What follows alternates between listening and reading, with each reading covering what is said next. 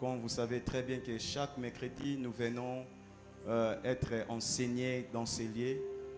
Et chaque mercredi, le Seigneur nous amène de gloire en gloire dans la connaissance de Dieu. Et ce soir, Dieu nous a envoyé son serviteur pour nous bénir et pour être aiguisé par son esprit. Il n'est pas quelqu'un à présenter, il n'est pas nouveau ici, il a déjà prêché ici plusieurs fois. Et aujourd'hui, le Seigneur a décidé encore de venir encore nous parler de la part de Dieu. Il va commencer aujourd'hui et le mercredi prochain, on sera encore avec lui. Est-ce que nous sommes dans la joie de recevoir le prophète ce soir? C'est comme si nous ne sommes pas dans la joie. Est-ce que nous sommes dans la joie? Il vient de l'église Jésus revient à Kamunganga. Il fait beaucoup de choses là-bas. Et c'est un homme de Dieu sérieux, technique. Aidez-nous, pardon. C'est un homme de Dieu sérieux à qui nous avons un témoignage de l'esprit. Amen, amen. C'est bien d'avoir un témoignage de l'esprit d'un homme de Dieu. Et si nous sommes dans la joie de recevoir le prophète Josué, on va se mettre debout et nous allons acclamer le Seigneur pendant qu'il s'avance sous nos acclamations.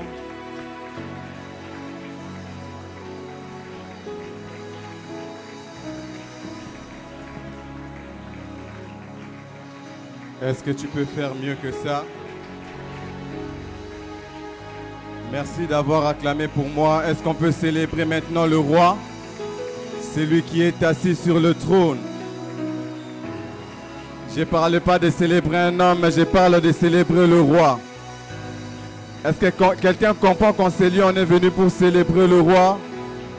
Célébrer celui qui est digne de recevoir notre louange, notre adoration. Père, que ton nom soit béni, que ton nom soit célébré ce soir. Merci pour l'onction, merci pour la gloire et merci pour la grâce. Au nom de Jésus, amen. Aide-moi à saluer ton voisin et dis-lui bienvenue dans la présence de Dieu. Que Dieu vous bénisse abondamment. Alors je me tiens à m'acquitter de certains devoirs, à rendre grâce à Dieu pour cet honneur, pour cette invitation. Ce n'est pas la première fois, comme l'a dit le pasteur Shekina. C'est la maison et je vous apporte les salutations de mon église. L'église Jésus revient. Est-ce que quelqu'un peut recevoir les salutations de mon église? Et je rends grâce à Dieu pour la vie de l'ange de la maison, du père de la maison, mon frère le docteur Dan Lenvo qui fait un grand travail, qui est remarquable, qui est visible. Et nous, est-ce qu'on peut célébrer Dieu pour la grâce qui est sur la vie de son oint, de son serviteur, le docteur Daniel? Que Dieu les bénisse abondamment. Et merci au pasteur Shekina de m'avoir associé dans ces programmes. Et merci à toi aussi qui est venu parce que je sais que c'est à toi que Dieu veut parler ce soir. Dieu ne veut pas parler aux chaises, mais c'est à nos oreilles, c'est à nous que Dieu veut parler. Je t'en prie de répondre à ta place. Voilà. On m'avait dit qu'il y aura projection, alors j'avais envoyé l'enseignement pour qu'on puisse projeter pour nous ce soir. Alors les thèmes que nous allons partager, on va commencer ce soir et on va revenir encore sur ça les vendredis prochains, c'est s'élever pour influencer. Dis à ton voisin, s'élever pour influencer. Dis à ton voisin, il est temps que tu t'élèves pour influencer. Il est temps que tu t'élèves pour influencer à l'université. Il est temps que tu t'élèves pour influencer à l'école. Il est temps que tu t'élèves pour influencer au travail là où tu es. Alors, je vais définir un peu c'est quoi le fait de s'élever et après on va avancer dans l'enseignement. Alors, lorsqu'on dit s'élever, dans un sens physique, que Dieu bénisse tous ceux qui ont amené l'église. Ici, je vois vraiment que c'est la maison d'un docteur. Les gens sont prêts à noter. Que Dieu vous bénisse. Lorsqu'on dit s'élever, dans un sens physique, cela veut dire passer de la position couchée ou assise à la position debout. S'élever veut dire passer de la position assise ou couchée à la position debout. Cela veut dire quelqu'un qui était couché ou bien qui était endormi, qui fait un mouvement. Lorsque tu quittes ton lit pour te réveiller, lorsque tu poses tes deux pieds sur terre, tu te lèves. C'est ça le fait de s'élever. Donc parce que là on est assis, si tu fais un mouvement pour quitter ta chaise, tu te lèves en fait. C'est ça le fait de s'élever, dans un sens physique. Et dans un sens moral ou émotionnel, s'élever veut dire décider de ne plus rester dans la passivité. Cela veut dire prendre position, faire face à une situation. Ne pas rester dans la passivité, mais de prendre position. Par exemple, lorsque nous voyons quelqu'un s'élever contre l'injustice, par exemple dans une nation, c'est-à-dire cette personne s'élever. Lorsque nous voyons quelqu'un être contre l'injustice, faire monter sa voix. Faire monter sa voix, prendre une position face à l'injustice, c'est le fait de s'élever aussi. Dans un sens spirituel, tout comme dans la Bible, dans le langage chrétien, lorsqu'on parle de s'élever, cela veut dire entrer dans sa destinée. Voilà. Dans un sens biblique ou dans le langage chrétien, cela veut dire entrer dans sa destinée. Donc cet enseignement vient pour te dire que tu dois t'élever car il y a une destinée qui t'attend. Pour te dire que tu dois t'élever car il y a une destinée qui attend ta vie. Alors, c'est quoi la définition de la destinée bibliquement parlant? La destinée, dans la perspective biblique, est définie comme étant les plans divins établis par Dieu pour la vie d'une personne. Et cette définition ne se limite pas là. La définition, elle va plus loin en disant que c'est un chemin préparé d'avance dans lequel elle est appelée à marcher pour accomplir une mission.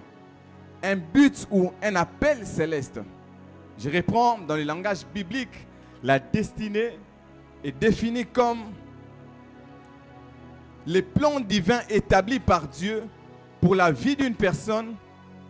Et cela aussi c'est défini comme étant un chemin préparé d'avance dans lequel elle est appelée à marcher pour accomplir une mission, un but ou un appel céleste. Et par là, nous comprenons que la destinée, en réalité, n'est pas simplement ce que tu vas devenir, n'est pas simplement ce qui t'attend dans le futur, mais la destinée, c'est le chemin que tu empruntes pour arriver là où tu dois arriver. Pour arriver celle ou celui que tu dois devenir. La destinée n'est pas que ton lendemain, mais la destinée, c'est aussi le chemin que tu prends, tout comme le chemin que Dieu t'amène à prendre pour devenir ce que tu dois être demain. C'est pour cela que je viens parler à quelqu'un ce soir pour te dire, arrête de pleurer peut-être si tu passes par des moments difficiles, si tu passes par des moments de questionnement, car cela fait partie de ta destinée. La destinée n'est pas que le point final, mais la destinée, c'est aussi le chemin que tu prends pour arriver au point final. Même si le chemin est douloureux, avance, car c'est ta destinée. Même si le chemin te fait mal, avance, car c'est ta destinée. Même si durant le chemin, tu ne comprends pas tout, avance, car c'est ta destinée. Et vous allez remarquer que des fois, lorsque on fait à manger, on prépare des choses qui sont bonnes et des choses qui ne sont pas bonnes à manger comme ça. Lorsqu'on veut par exemple préparer des légumes, vous allez voir, on va prendre des choses qui sont crues. On va prendre des épices, on va prendre des aubergines, on va prendre les légumes, on va prendre de l'eau chaude.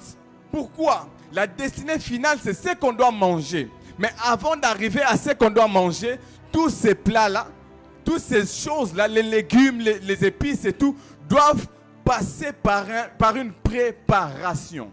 C'est par là que je m'en vais te dire que le chemin par lequel Dieu t'a fait passer, le chemin de ta destinée, à vrai dire, c'est la préparation vers une destinée glorieuse que Dieu a prévue pour toi. Amen. C'est ainsi que arrête de pleurer lorsque tout va mal. Arrête de pleurer lorsque tu ne comprends pas certaines choses, car cela fait partie de ta destinée. La destinée n'est pas que le point final, mais la destinée, c'est aussi le chemin que tu passes, le chemin que tu empruntes, le chemin par lequel Dieu permet que tu traverses pour arriver là où il doit t'amener. C'est ainsi que vous allez comprendre que dans la vie de Joseph, la chose qui a composé la destinée de Joseph, ce n'était pas simplement là où il était arrivé, mais aussi le chemin que Dieu avait permis qu'il traverse pour arriver où il devait être et qui il devait être. La destinée n'est pas que le point final.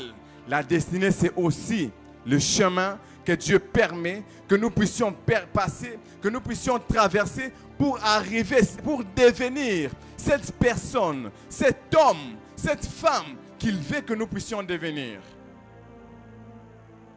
Et même lorsque vous lisez l'histoire de David, vous allez comprendre que David n'est pas devenu le grand David subitement, mais cela est lié à sa destinée. Cela était lié à son chemin, au chemin que Dieu a permis qu'il puisse traverser pour devenir le grand roi David que nous connaissons aujourd'hui. Ce soir, j'ouvre une parenthèse pour dire à quelqu'un, ce chemin-là t'amènera à un témoignage glorieux qui sera lié à ta destinée. Car la destinée n'est pas que le point final, mais la destinée, c'est aussi le chemin que nous prenons pour arriver. Voilà, pour arriver là où Dieu nous attend. Donc la destinée n'est pas seulement ce que tu deviendras, mais c'est aussi le chemin par lequel tu passes pour devenir cette femme, pour devenir cet homme que Dieu a prévu sur cette terre afin que tu influences. Amen. C'est ainsi que je viens fortifier quelqu'un pendant quelques minutes qui sent qu'il passe par des moments difficiles, qui sent qu'il passe par des chemins qu'il ne comprend pas, qui sent qu'il passe par des situations qu'il ne maîtrise pas. Ce que toi tu ne maîtrises pas, Dieu le maîtrise car ça fait partie de ta destinée. Ce que toi tu ne comprends pas, Dieu le comprend car ça fait partie de ta destinée. Alors que Joseph était en train de passer par sa destinée, il y a des choses qu'il ne comprenait pas. Mais Dieu dans les cieux comprenait car il savait exactement que c'était le chemin prévu afin qu'il puisse régner en Égypte. Ce que tu traverses aujourd'hui, c'est exactement ce que Dieu avait prévu pour toi. Tu ne m'as pas dit amen, on dirait que tu as goumin. C'est ce qui est à la mode aujourd'hui chez les chrétiens. Lorsqu'on dit goumin, tout le monde sait déjà de quoi il s'agit. Même ces goumins-là, c'est le chemin par lequel Dieu choisit pour t'amener à ta destinée. Tout ça pour nous faire comprendre que pour arriver à la destinée, le chemin peut être bon ou mauvais. Le plus important n'est pas le chemin, mais la finalité. Avec Dieu, le plus important n'est pas le chemin, mais c'est la finalité. Car même si le chemin n'est pas bon, même si durant le chemin il y a des difficultés, c'est la finalité qui va juger si c'était dans le plan de Dieu ou pas. C'est ainsi que David sera en train de dire, même lorsque je marche dans la vallée de l'ombre de la mort, je ne crains aucun mal, car tu es avec moi. Le plus important n'est pas le chemin que je passe, mais c'est ta présence qui a prévu une destinée glorieuse pour moi. Y a-t-il quelqu'un qui sent qu'il traverse une vallée de l'ombre de la mort? Je viens te dire, cela fait partie de ta destinée, car Dieu est en train de te tailler pour devenir cette femme, cet homme qu'il a destiné selon son plan depuis le ciel. Toujours le même mot, destinée. La destinée, c'est l'intention de Dieu pour ta vie. Lorsque je parle de la destinée, c'est-à-dire la destinée n'est pas que le point final que Dieu a prévu pour toi. La destinée n'est pas que le chemin par lequel Dieu te fait passer, mais aussi la destinée, c'est l'intention de Dieu pour ta vie. Cette intention-là que Dieu a pour ta vie, c'est ça ta destinée. Cette intention-là que Dieu a pour ta vie. Vous savez, sur la terre des hommes, nous avons des intentions. Et surtout, des fois, nous les hommes, nous avons des intentions. Et il y a aussi des sœurs qui ont des intentions. C'est-à-dire, un homme, lorsqu'il veut se marier, lorsqu'il regarde une femme, il a une intention pour cette femme. Alors que cette femme, cette fille, ne comprend pas son langage, ne connaît pas son langage, mais lui, dans sa tête, il y a une intention cachée que l'autre ne connaît pas. Donc la destinée, c'est l'intention de Dieu pour ta vie. C'est ainsi que je viens te parler ce soir pour te dire, il y a une intention divine sur ta vie. Même si ce que tu vis actuellement semble être le contraire, Tu peux te dire que moi, je n'existais pas dans les plans de Dieu. Mais tu dois savoir que dans les plans de Dieu, tout homme a une destinée. C'est-à-dire, Dieu a l'intention sur la vie de tout homme sur cette terre. Et nous devons savoir que la destinée n'est pas un hasard, mais une volonté souveraine de Dieu. La destinée n'est pas un hasard. Aujourd'hui, des fois, on a comme l'impression qu'il y a certaines choses qui sont hasards dans nos vies. Tu dors, tu te réveilles, tu deviens ministre, tu penses que c'est un hasard. Tu commences à prêcher, tu penses que c'est un hasard. Tu commences à prophétiser, tu reçois les dons de prophétie, tu penses que c'est un hasard. Avec Dieu, il n'y a pas de hasard. Tout est bien calculé. Tout est bien calculé. Tout est bien précis. Car Dieu a une intention sur la vie de chaque être humain. Joseph aussi pouvait se dire, c'est un hasard. Le fait que je me retrouve devant Pharaon et que je règne en Égypte. David aussi pouvait se dire, c'est un hasard que Goliath tombe. Non, avec Dieu, il n'y a pas de hasard. Tout est calculé, tout est bien précis. Je pense que je vais avancer et on va comprendre bien cela. Dans Jérémie 1, le verset 5, Dieu est en train de parler à Jérémie. La version Louis II dit ceci. Avant que je t'eusse formé dans les ventres de ta mère, je te connaissais. Et avant que tu fusses sorti de son sein, je t'avais consacré, je t'avais établi prophète. Ici, Dieu est en train de faire comprendre à Jérémie que ce que tu es devenu n'est pas le fruit du hasard. Le fait que tu sois prophète aujourd'hui n'est pas le fruit du hasard. C'est-à-dire, moi, dans mon plan divin, dans mon intention depuis le ciel, ce sont des choses que j'avais déjà planifiées. Avant même que tu sois formé dans le ventre de ta mère, moi, ton Dieu, je t'avais déjà consacré.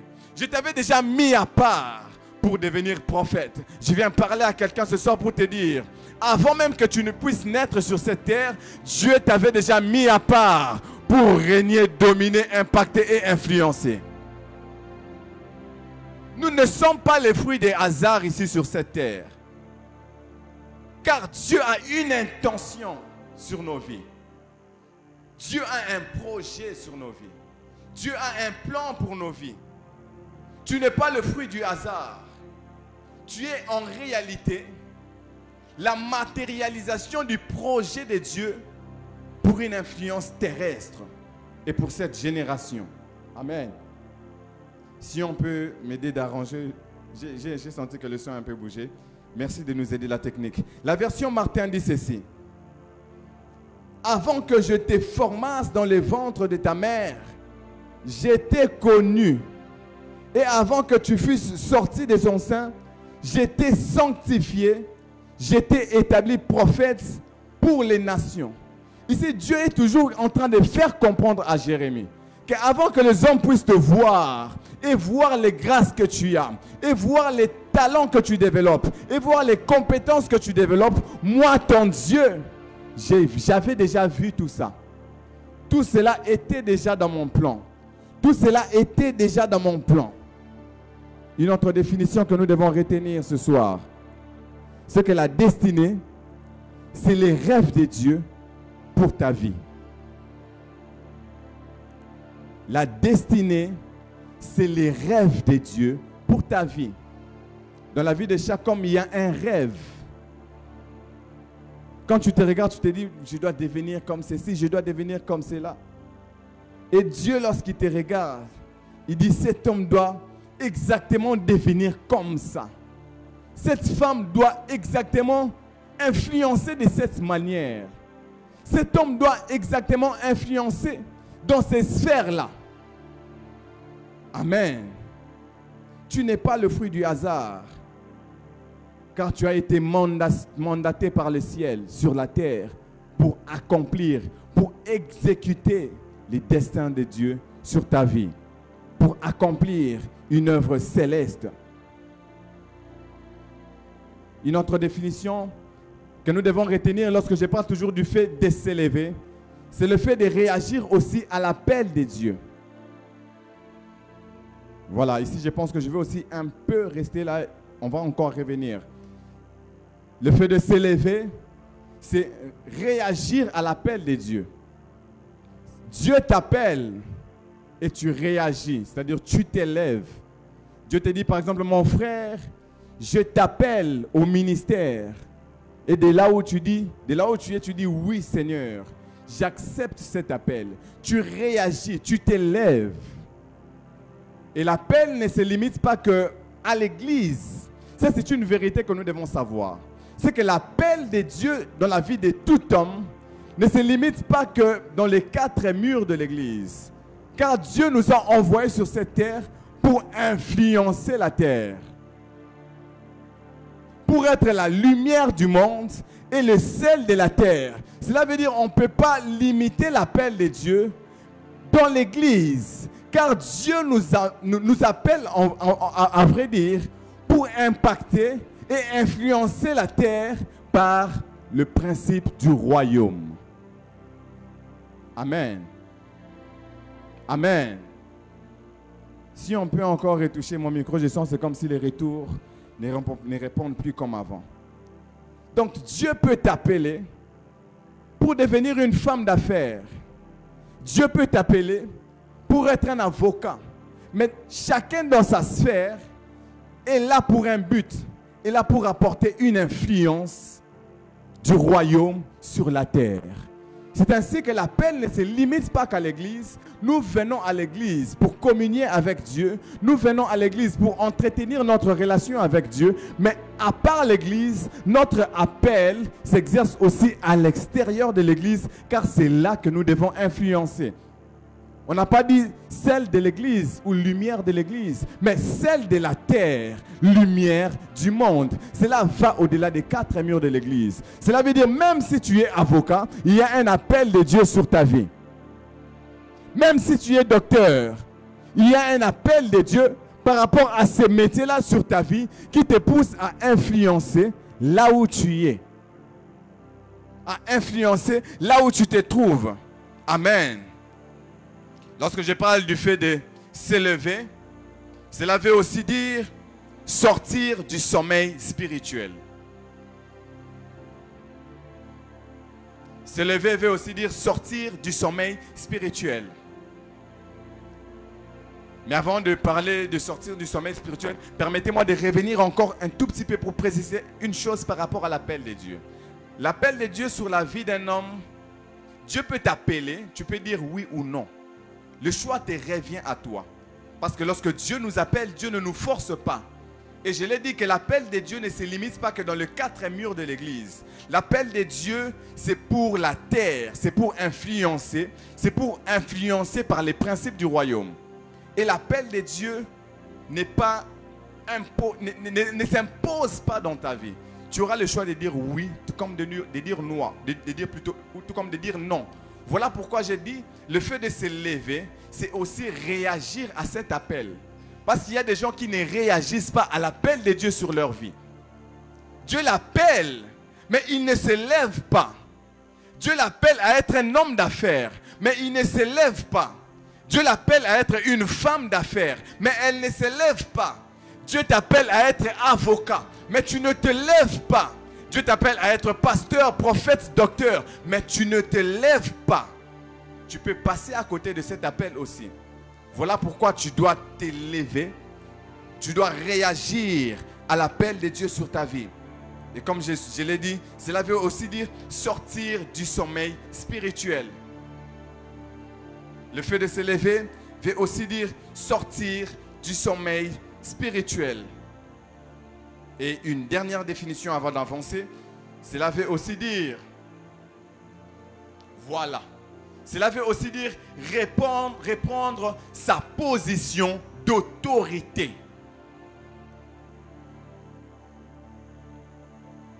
S'élever veut aussi dire reprendre sa position d'autorité. Parce qu'il y a des gens qui ne sont pas encore conscients de leur position d'autorité. Aujourd'hui, nous vivons dans un monde, nous vivons dans un temps où il y a plusieurs chrétiens qui ne sont pas encore conscients de leur position d'autorité. Lorsque nous venons à Jésus, nous recevons une autorité pour influencer dans ces mondes. Et si tu n'es pas conscient de ces choses, si tu ne t'élèves pas, tu ne vas pas manifester cette autorité de Dieu qui est dans ta vie. Qu'est-ce qui fait en sorte qu'aujourd'hui, il y a plusieurs familles qui sont bloquées par le monde de ténèbres? Il y a plusieurs vies qui sont bloquées par des démons. Parce que l'apôtre Paul est en train de dire, nous n'avons pas à lutter contre la chair et les sangs, mais contre des principautés et des autorités. C'est-à-dire, il faut s'élever. Parce que toi aussi, tu es une autorité. Ta voix est une autorité. Ta déclaration est une autorité spirituelle. Et voilà pourquoi en ces temps, tu dois t'élever pour influencer. Tu dois t'élever pour manifester aussi ton autorité face au monde du ténèbre. J'aime ce que la Bible déclare dans le livre d'Ésaïe 60, le premier verset. Lève-toi, sois éclairé, car ta lumière arrive et la gloire de l'Éternel s'élève sur toi. Et dans ce texte, nous pouvons comprendre que s'élever, c'est le fait de répondre d'abord à l'appel divin. Et deuxièmement, cela veut dire sortir de ténèbres. Lève-toi et sois éclairé. Lève-toi, réponds à l'appel divin, à devenir docteur, à devenir médecin, à devenir homme d'affaires, à devenir prophète, apôtre, pasteur. Et ainsi, ne te lève pas simplement, mais fais un pas vers la lumière. Sors des ténèbres et marche dans la lumière et dans l'autorité que Dieu t'a donnée. C'est-à-dire, ne te lève pas simplement, mais fais un shift du ténèbre à la lumière et marche dans l'autorité que Dieu t'a donnée, car la gloire de Dieu se repose sur toi. Et une dernière définition avant d'avancer. Dans le sens prophétique, lorsqu'on parle de s'élever, comprenez, aujourd'hui j'essaie de bien définir, de bien mettre les bases et puis après on va avancer. Dans le sens prophétique, lorsqu'on parle de s'élever, cela veut dire premièrement, ne plus accepter l'oppression. Ne plus accepter l'oppression. Aujourd'hui, il y a des gens qui acceptent tout. Mais durant ces temps d'enseignement, je viendrai aussi pour te parler, te faire comprendre qu'il y a des choses que tu ne dois pas accepter. Il y a des situations que tu ne dois pas accepter et tu dois t'élever. Deuxièmement, cela veut dire reprendre sa position en Christ. Voilà. Reprendre sa position en Christ. Car en Christ, nous avons une position par l'œuvre de la croix. Nous ne sommes plus des gens de dehors, mais nous sommes désormais des enfants de Dieu. C'est-à-dire nous avons une position en Christ. Troisièmement, se lever veut dire réveiller les dons. Réveiller les dons, je dirais même plus loin, réveiller les dons et les talents que Dieu a mis en nous. Réveiller les dons et les talents que Dieu a mis en nous. En chaque personne, il y a toujours des potentiels que Dieu a placés. Dans chaque vie, il y a des potentiels que le ciel a déposés. Je viens dire à quelqu'un ce soir, tu n'es pas venu sur cette terre vide, mais tu es venu comme un dépôt que le ciel a rempli afin d'impacter et d'influencer.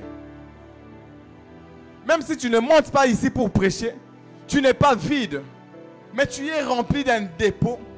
Tu as un rôle à jouer. Il y a quelque chose que le divin a investi en toi, qui doit se manifester ici sur la terre. Voilà pourquoi tu dois t'élever. Et une dernière avant de passer. S'élever veut dire devenir l'acteur du changement. Devenir l'acteur du changement. La façon dont le temps est en train de courir, il reste un peu, je vais seulement dire, montre, arrête-toi. C'est devenir l'acteur du changement. Il y a beaucoup de choses qui doivent changer dans ta vie. Il y a beaucoup de choses qui doivent changer dans nos familles. Il y a beaucoup de choses qui doivent changer dans cette ville de Kinshasa. Il y a beaucoup de choses qui doivent changer dans le monde. Il y a beaucoup de choses qui doivent changer ici au Congo. Voilà pourquoi nous devons nous lever pour être des acteurs d'un changement.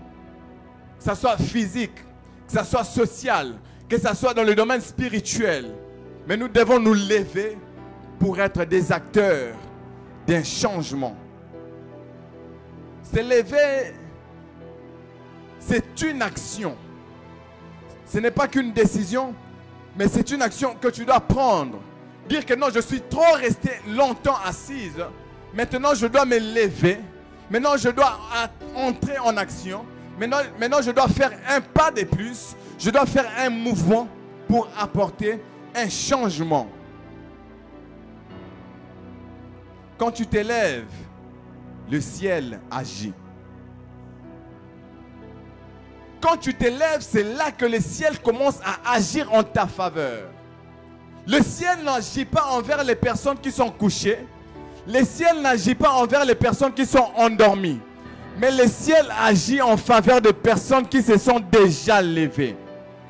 C'est ainsi que dans la Bible, vous allez remarquer qu'il y avait un homme qui était là près de la piscine de Bethesda durant 38 ans. Rien ne s'est passé. Il était là couché. Mais lorsque Jésus se présente devant lui, oh my God, Jésus dit à cet homme, Jésus ne dit pas à cet homme, fais un mouvement. Jésus ne dit pas à cet homme, sois guéri. Mais Jésus dit à cet homme, prends ton lit, lève-toi et marche. C'était à cet homme de se tenir par la parole qui a été libérée afin de faire un mouvement. Et je déclare ce soir, par la parole qui est en train de se libérer, par cet enseignement, il y a une puissance de Dieu, il y a une force qui se libère, qui va te faire un mouvement. Toi qui étais endormi, toi qui étais couché, toi qui étais assis, tu vas te lever car le ciel a déjà parlé en ta faveur.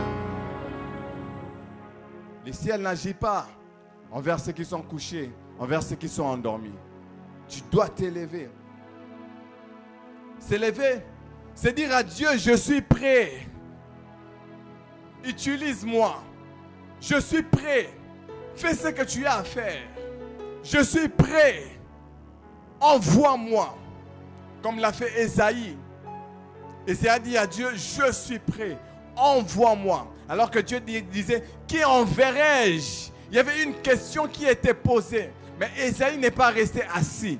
Ésaïe dit à Dieu, envoie-moi. Ésaïe a réagi à l'appel. Ésaïe s'est levé. Waouh. Les miracles commencent là où tu fais ton premier pas. Aussi longtemps que tu ne fais pas le premier pas, tu ne verras pas le miracle. Il y a la part de Dieu, mais il y a aussi la part de l'homme. Deux vérités à retenir. Que Dieu nous aide vraiment à finir pour aujourd'hui, pour que la séance prochaine puisse rapidement avancer. Deux vérités à retenir. On ne peut pas s'élever, on ne peut pas entrer en action si on ne connaît pas la valeur de ce que Dieu a mis en nous. Tu ne peux pas t'élever, tu ne peux pas entrer en action si tu ne connais pas la valeur de ce que Dieu a mis en toi. Je l'ai dit tout à l'heure, chacun de nous, en lui, il y a un dépôt céleste par lequel Dieu a investi. Chacun en nous a un dépôt que le ciel a investi afin que nous puissions manifester la gloire ici sur la terre.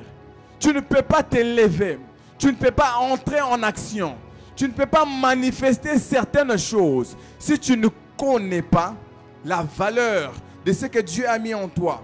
Dans le livre de Exode 3, le verset 4, j'aime beaucoup ce texte. C'est le texte qui parle de l'appel de Moïse en fait. C'est Dieu qui appelle Moïse. Et lorsque Dieu appelle Moïse, Dieu fait comprendre à Moïse que les enfants d'Israël ont crié et lui il a entendu les cris. Et maintenant Moïse devait répondre à l'appel, aller se présenter devant Pharaon. En vrai c'était ça l'appel de Moïse. Il devait aller confronter Pharaon, se présenter devant Pharaon, dire à Pharaon, vas-y libère mon peuple. L'Éternel a dit libère son peuple.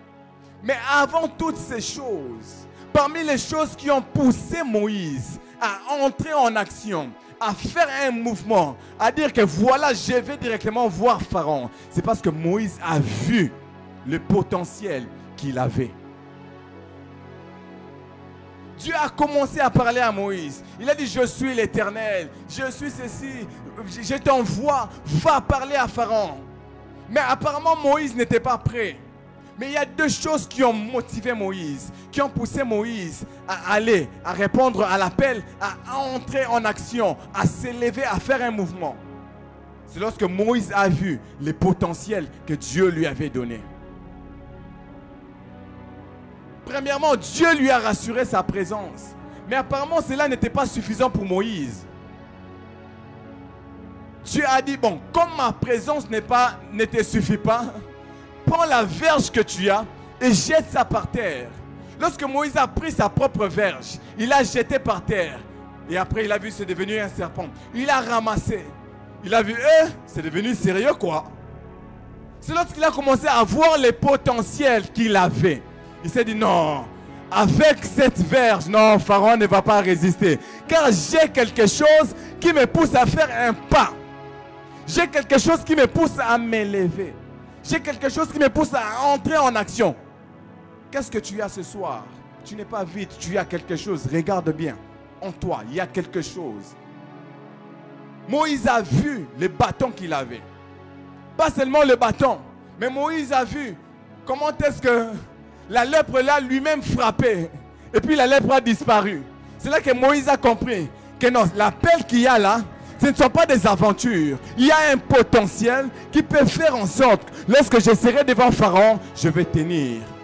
Parce que là-bas, il ne s'agit pas seulement de parler, mais il s'agit aussi des œuvres. Qu'est-ce que tu as? Tu as quelque chose, regarde bien ta vie. Tu sais faire des tresses, c'est quelque chose. Tu as quelque chose, tu es accueillante, c'est quelque chose. Chacun de nous, je l'ai dit, chacun de nous a un dépôt que le ciel a investi afin que nous puissions influencer sur la terre. Tu es accueillante, c'est quelque chose. Aujourd'hui, il y a même des organisations qui recherchent des jeunes filles, des jeunes hommes pour juste être là dans des structures où il y a des ministres qui viennent pour les accueillir. C'est quelque chose. Aujourd'hui, il y a plusieurs chrétiens qui sont restés dans la pauvreté. Pourquoi? Parce qu'ils ne sont pas conscients de ce qu'ils ont d'abord. Tu as quelque chose. Tu as quelque chose. Et lorsque Moïse a vu ce qu'il avait, c'est là qu'il s'est dit non. Ça vraiment, avec ça, j'entre en action. Qu'est-ce qui t'empêche d'entrer en action?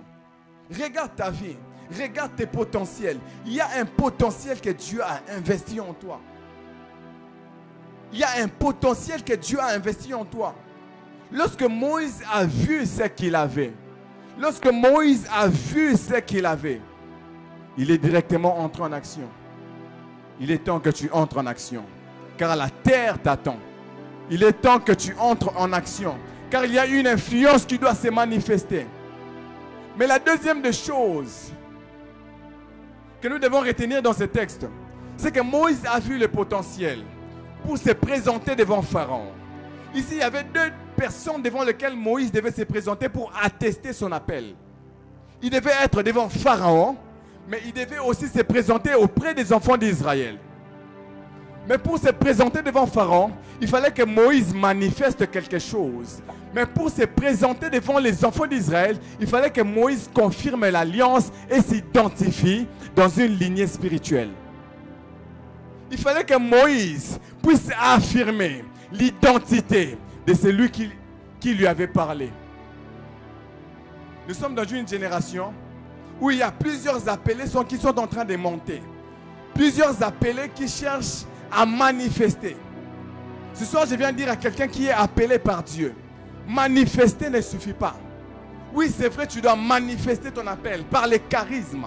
Car le monde a besoin de voir ça. Cela est important pour que les âmes soient sauvées. Mais pour que le Père t'accepte, pour que le Père confirme que réellement que c'est Dieu qui t'a envoyé, tu dois identifier quel Dieu t'a parlé. C'est ainsi que Moïse, lorsqu'il se présente devant les anciens, il dit à Dieu, mais qu'est-ce que je veux dire devant les anciens d'Israël? Devant les anciens, on ne manifeste pas. Parce que les anciens ont déjà vu Dieu à l'œuvre. Il n'y a rien de nouveau que tu vas manifester qu'eux ne connaissent pas. Mais devant les anciens, c'est par rapport à une alliance qui va dire réellement que ce fils a été appelé par Dieu. Et c'est là que Moïse va dire aux anciens, Dieu lui dit, tu vas dire, je m'appelle je suis, le Dieu d'Abraham, le Dieu d'Isaac et le Dieu de Jacob. Là, il ne s'agit pas de manifestation, mais là, il s'agit de l'alliance et de l'identité de quel Dieu t'a parlé. Aujourd'hui, il y a plusieurs qui parlent, il y a plusieurs qui prêchent, mais c'est quel Dieu qui les a parlé? C'est quel Dieu qui les a envoyés? La confirmation de l'appel devant le Père ne se confirme pas par les manifestations, mais par l'identification à une alliance. C'est ainsi que Dieu exige à Moïse, devant Pharaon, tu vas manifester, mais devant le Père, devant les anciens, tu vas t'aligner, tu vas parler de l'alliance. Oh my God. Deuxième personne, il y a Gédéon. Il y a Gédéon aussi. À qui Dieu vient parler dans Juge 6. Dans Juge 6, Dieu vient parler à Gédéon. Gédéon était là, peureux. Il avait peur. Il ne savait quoi faire. Mais Dieu vient parler à Gédéon car Dieu veut utiliser Gédéon. Dieu veut amener Gédéon à manifester. Dieu veut utiliser Gédéon pour que Gédéon soit le canal de la délivrance. Dieu veut utiliser Gédéon pour que par Gédéon, la délivrance se manifeste et que la délivrance arrive. Mais Gédéon ne connaît pas qu'est-ce qu'il a. Gédéon ne connaît pas qu'en lui, il y a le potentiel d'un guerrier. Et c'est là que Dieu vient rappeler à Gédéon. Il appelle vaillant héros. Ma prière que durant ces derniers jours, s'il faut que Dieu rappelle à quelqu'un son identité, s'il faut que Dieu rappelle à quelqu'un le potentiel qu'il a mis en lui, qu'il le fasse. Car cette personne est appelée à manifester aussi. C'est là que Dieu vient appeler Gédéon, vaillant héros. Pourquoi? Pour que Gédéon comprenne qu'il est appelé à manifester. Pour que Gédéon comprenne qu'il a un potentiel, qu'il a un dépôt que Dieu a déposé en lui, afin qu'il impacte, afin qu'il manifeste Dieu dans cette génération. Dieu amène Gédéon à voir la force cachée que Dieu a mis en lui. Il y a une force qui est en toi, Gédéon. Mais tu dois t'élever car tu es un vaillant héros. La chose qui a fait en sorte que Gédéon reste couché pendant longtemps, c'est le manque de la connaissance de ce qu'il avait en lui. En toi, il y a quelque chose, mon frère. En toi, il y a quelque chose, ma soeur, qui va troubler le monde, qui va troubler cette génération. Il y a quelque chose que Dieu a investi. Il y a quelque chose que Dieu a placé. Il y a des potentiels que le ciel a déposés en toi, afin que le monde voie sa gloire. Dieu amène Gédéon à reconnaître la force qui est en lui, à ne plus vivre dans l'ignorance.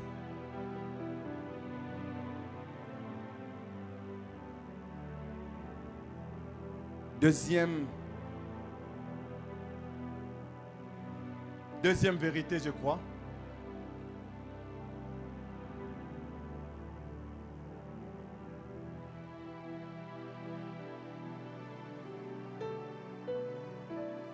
Yes.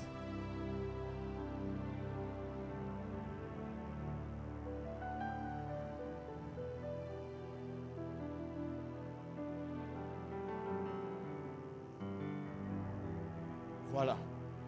La deuxième vérité est qu'on ne peut pas s'élever, on ne peut pas manifester si on ne connaît pas son appel. On ne peut pas s'élever, on ne peut pas manifester si on ne connaît pas son appel. Tu ne peux pas manifester Dieu en cette saison. Tu ne peux pas t'élever si tu ne connais pas l'appel de Dieu qui est sur ta vie. Il y a un appel de Dieu sur la vie de chaque personne. Et la question que je peux te poser ce soir, c'est: tu es où tu seras? Par rapport à l'appel de Dieu qui est sur ta vie, Tu es déjà devenu cette personne ou tu attends de devenir cette personne? Et c'est à toi de décider, si tu n'es pas encore cette personne, d'entrer dans le processus pour devenir cette personne. Tu ne peux pas t'élever. Tu ne peux pas entrer en action si tu ne connais pas l'appel de Dieu qui est sur ta vie. Dans le livre des Actes des Apôtres 16, le verset 14, voilà. On nous parle de Lydia, qui était une femme d'affaires, une marchande. Une femme que Dieu a appelée.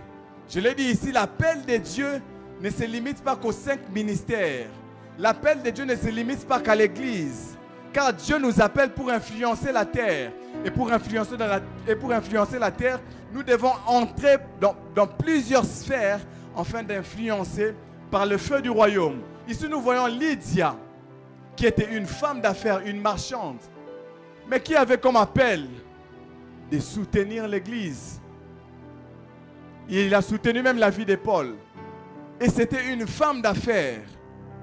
C'était une femme qui avait l'appel de faire les affaires. C'est quoi ton appel?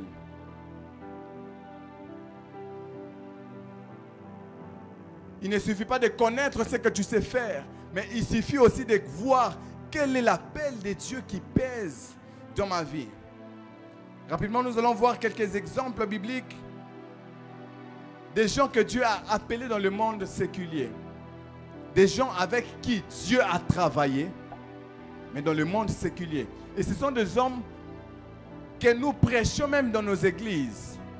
Si on peut faire passer l'image. Ce sont des hommes que nous prêchons même. Ce sont des sujets même de nos prédications, de nos thèmes. Mais ce sont des hommes qui ont impacté, qui ont influencé.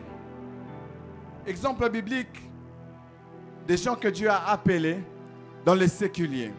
Si la régie peut nous aider. Premièrement, on nous parle de Joseph. Mais qui était Joseph? Joseph avait un appel de Dieu sur sa vie. Il était un gouverneur. Joseph n'était pas n'importe qui. Aujourd'hui, on parle beaucoup de Joseph dans nos églises. Tu es le Joseph de ta famille. Mais Joseph avait un appel de Dieu sur sa vie. Joseph était gouverneur. Et avait pour mission principale de sauver des nations de la famine. Joseph, l'appel de Joseph, c'était d'être gouverneur. L'intention de Dieu, lorsqu'il voyait Joseph dans la maison de son père, l'intention de Dieu, lorsqu'il faisait quitter Joseph de la maison de son père en Égypte, c'est pour que Joseph devienne gouverneur.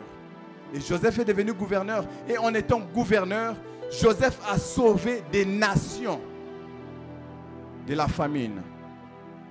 Ce que nous devons savoir, c'est que chaque appel nous positionne et chaque position a une mission.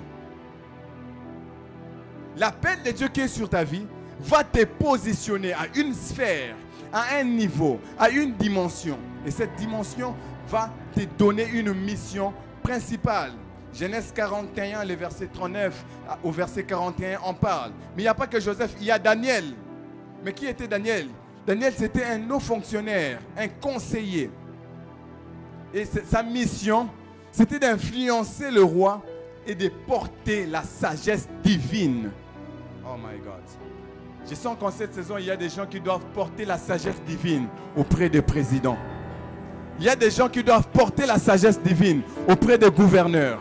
Il y a des gens qui doivent porter la sagesse divine auprès de l'État. Avec tout ce que nous voyons dans nos pays, dans notre pays, dans nos pays africains, dans le monde, non. Ton appel doit se manifester. Car tu dois apporter une sagesse qui n'est pas humaine, mais qui est divine. Et Daniel, ce n'était pas n'importe qui. Il n'y a pas que Daniel, il y a Esther. Esther qui était une reine. Et qui avait pour comme mission intercéder pour son peuple. Esther 4, le verset 14. Il n'y a pas qu'Esther, ils sont beaucoup. Il y a Néhémie. Néhémie qui était un gouverneur, un gestionnaire. Il a rebâti les murailles de Jérusalem. Néhémie 2, le verset 5. Néhémie 5, le verset 15 à 16. Il n'y avait pas que Néhémie, il y a Déborah, une femme que Dieu a appelée. Elle était juge. Elle était chef militaire. Elle a dirigé Israël et elle a rendu justice. Il y avait aussi Lydia dont on a parlé tout à l'heure, une femme d'affaires que Dieu a appelée dans les affaires, qui avait pour comme mission de soutenir l'église. À ton appel, il y a une mission. Il y avait aussi Corneille, que nous savons, les centeniers, qui avait pour comme mission d'accueillir l'évangile pour les non-juifs. Vous savez, il y a des gens dans différents niveaux, dans différentes catégories, qui doivent aussi accueillir l'évangile pour l'introduire où ils sont. Et c'est le rôle que Corneille avait. Dieu a appelé Corneille, un centenier dans l'armée romaine. Il a reçu l'appel de Dieu. Pourquoi? Parce que l'évangile doit aussi entrer là-bas. Il est temps que Dieu ramène les ministres dans nos églises. Il est temps que Dieu nous rapproche de certaines personnes, car l'évangile doit aussi entrer là-bas. Il y a aussi Bézalel que nous connaissons, dont on nous prêche à tout moment, qui est un artisan dans la construction et qui a réalisé les tabernacles avec excellence. Qu'est-ce que nous devons noter par là? Nous devons noter, c'était jusqu'à 19h10, hein? Ok, j'ai fini. Nous devons noter que l'église n'est pas un endroit où il y a les rassemblements des gens qui n'ont rien à faire. Aujourd'hui, c'est un peu comme la conscience qu'on a lorsqu'on voit la ville de Kinshasa, lorsqu'on voit le Congo, lorsqu'on voit l'Afrique, lorsqu'on voit les gens aller prier, lorsqu'on voit les gens aller à l'église. On a comme l'impression que ce sont des gens qui n'ont rien à faire. Alors, puisqu'ils n'ont rien à faire, ils vont à l'église. L'église n'est pas un endroit des hommes et des femmes qui n'ont rien à faire. L'église, c'est un endroit des gens qui ont reçu l'appel des dieux dans différentes sphères et qui viennent recevoir le feu, qui viennent recevoir l'enseignement, qui viennent recevoir l'impactation afin de sortir et de manifester la gloire du royaume, afin de sortir et de manifester la puissance du royaume. Nous ne sommes pas rassemblés parce que nous n'avons rien à faire, mais nous sommes là pour recevoir quelque chose, afin que cette terre puisse être influencée. Afin que cette terre puisse être influencée. Ce n'est pas parce qu'on n'a rien à faire qu'on vient à l'église. L'église, c'est un rassemblement des appelés. C'est ça. Mais aujourd'hui, on a comme l'impression qu'à l'église, il n'y a qu'un seul appelé, les pasteurs, c'est tout. Et ses assistants. Et les autres sont les membres. Non. L'église, c'est là où il y a les rassemblements des appelés. Tous les appelés, peu importe le domaine, que tu sois docteur, que tu sois avocat, que tu sois homme d'affaires. Nous tous, nous nous rassemblons afin d'être impactés par la puissance pour que nous puissions sortir et influencer la terre par les principes du royaume. Je déclare sur ta vie, oh my God, il est temps que ta vie soit impactée ici à l'église, afin que quand tu sortiras, que tu apportes le feu du royaume. Le feu du royaume. Les disciples n'étaient pas rassemblés parce qu'ils n'avaient rien à faire, mais ils étaient là parce qu'il y avait un feu pour impacter la terre. Il y avait un feu pour impacter le monde. Il y avait un feu pour influencer. Oh, nous ne sommes pas là pour nous divertir. Nous ne sommes pas là pour nous réunir comme d'habitude. Mais à chaque fois que nous venons à l'église, c'est pour recevoir quelque chose de nouveau, afin que lorsque nous allons sortir, que l'impact soit visible. L'impact, ce n'est pas à l'église, mais l'impact, c'est à l'extérieur. Voilà pourquoi tu dois prendre conscience de ton appel. Qui tu es? Qu'est-ce que Dieu a mis en toi? Quel est l'appel de Dieu sur ta vie? C'est par ici que je vais finir. Qu'est-ce que Dieu a déposé en toi? Car c'est cette connaissance qui te donnera le pouvoir d'agir, qui te donnera le pouvoir et le mandat d'agir. Vous savez, les mandats viennent aussi de la connaissance. C'est que tu comprends, tu as la possibilité de les manifester. Il y a certaines choses que tu ne manifestais pas parce que tu ne comprends pas, parce que tu ne connais pas. Tu n'es pas comme tout le monde, tu y es différent. C'est ainsi qu'Élie, lorsqu'il se tient devant le peuple, il dit que l'on sache que l'Éternel est Dieu. Que l'on sache que l'Éternel est Dieu. Élie était conscient de son appel et de ce qu'il portait. Aujourd'hui, on a des prophètes qui ne sont pas conscients de leur appel. On n'est pas là pour donner des prophéties seulement. On n'est pas là pour faire que des services, mais on est là pour ramener les cœurs vers Dieu. C'est les cœurs qui doivent revenir vers Dieu. Dans tout ce que nous faisons, l'objectif, le but, c'est de ramener les cœurs vers Dieu. C'est-à-dire qu'Élie se tient devant et il dit, Éternel, que l'on sache que tu es Dieu. Il est temps que l'on sache que c'est l'Éternel qui est Dieu et c'est toi qui l'as appelé. Je dis, il est temps que l'on sache que c'est l'Éternel est Dieu et c'est toi qui l'as choisi et c'est toi qui l'as mandaté et c'est toi qui l'as appelé pour faire des affaires, pour être avocat, pour être médecin et pour manifester la puissance du royaume. Que Dieu bénisse sa parole.